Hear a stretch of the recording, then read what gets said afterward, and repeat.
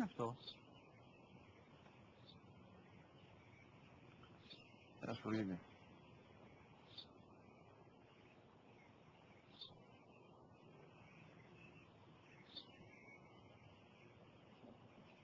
Τι είναι αυτό? Μόλις τώρα στο πατέρα, σπουργίτι είναι.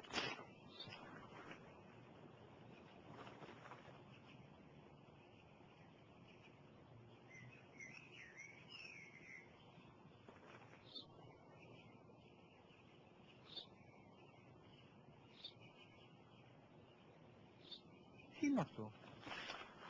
Ένα σπουργίτι είναι, πατέρα. Ένα σπουργίτι. Σπουργίτι!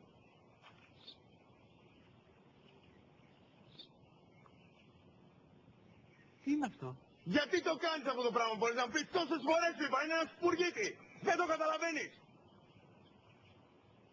Πού πας?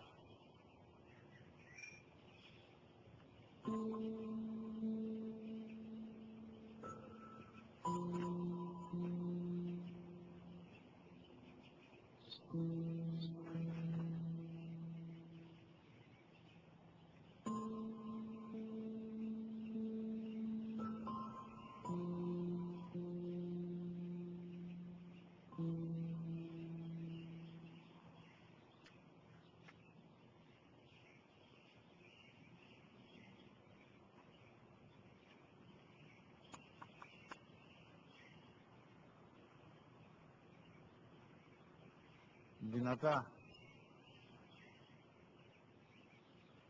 Σήμερα ο μικρός μου γιος που πριν λίγες μέρες έκλεισε τα 3 καθόταν μαζί μου έξω στο πάρκο όταν ένα σπουργίτι ήρθε και κάθισε απέναντί μας. Ο γιος μου με ρώτησε 21 φορές τι ήταν αυτό και του απάντησε και τις 21 φορές ότι ήταν